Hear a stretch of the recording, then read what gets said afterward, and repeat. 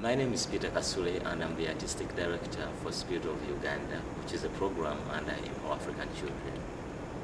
Great. Well, thank you very much for sitting down with me today to talk about Spirit of Uganda and your time here at the Joyce. Pleasure, mine. Thanks for having us. I first wanted to ask you, you were an original member of the company Children of Uganda. Yes. And now you are their artistic director and you're the master of ceremonies for Spirit of Uganda. Talk about what that's like to go from being a company member to kind of now running the show. You know, it is great and challenging at the same time, because one of the things that happens is that I'm always learning.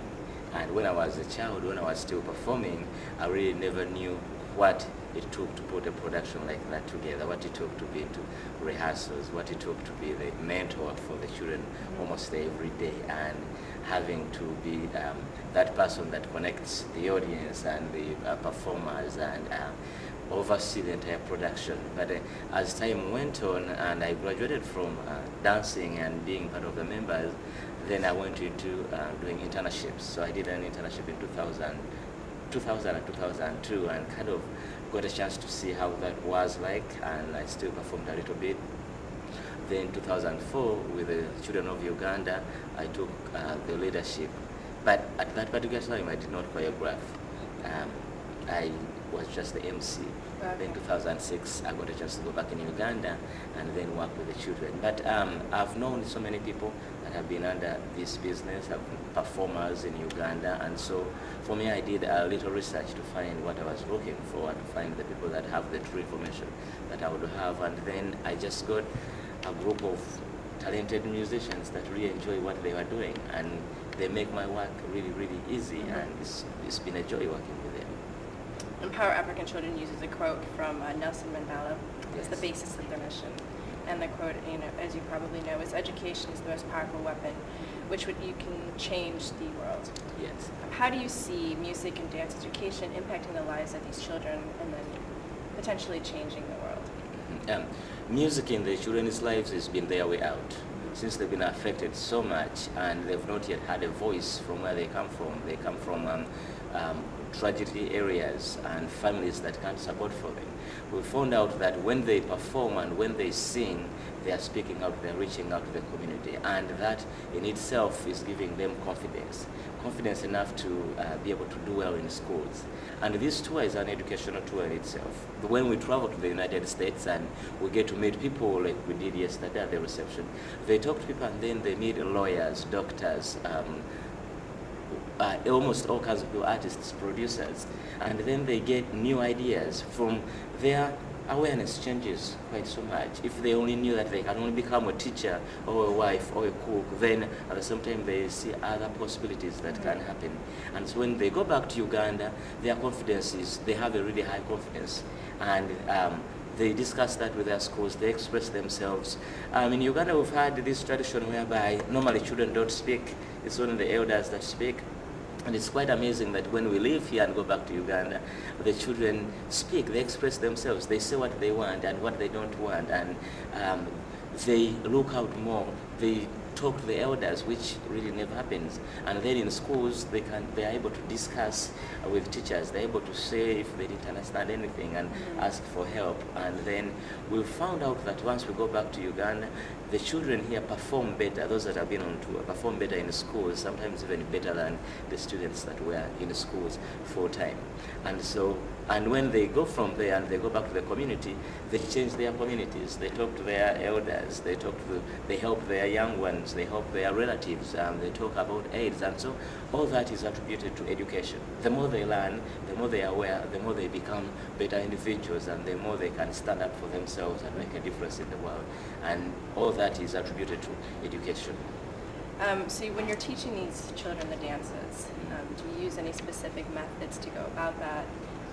And then within that, are these cultural dances of Uganda? Do the children already know some of them because of being from that country, or how much are you teaching them?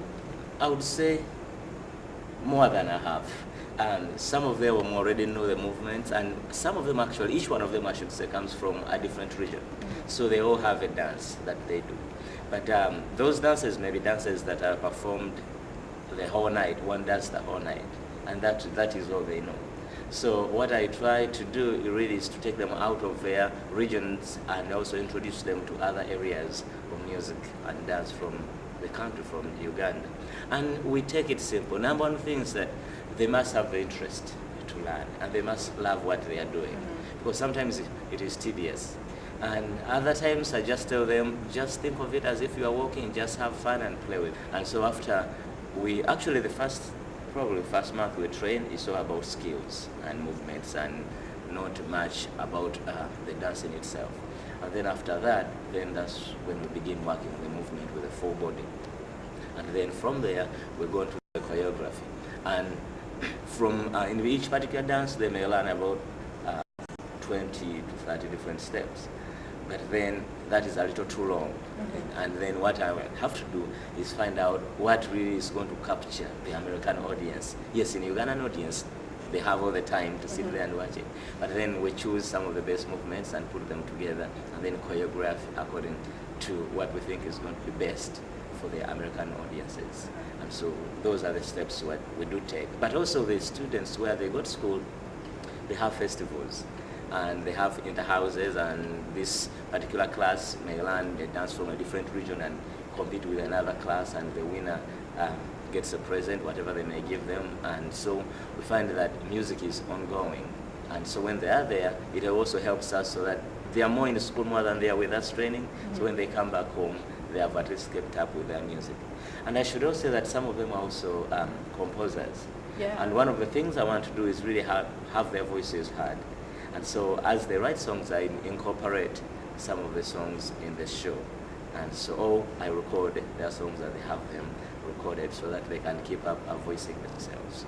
And that gives them courage to do what they want, because this production is additional to what they want to do on the side. So I saw the show last night, and you had this great audience dance participation section. And I was really surprised with how well the Joyce audience kind of interacted with you and moved along with you. Do you usually get such an enthusiastic response when you do that? We have. I think by the time we go to the second half, maybe they've sat down for a little long and maybe they just want to stretch a little bit. So more like it's over stretching exercise for them, and also just feel what we feel. But yes, we did realize that is, in itself, that is a piece that we perform.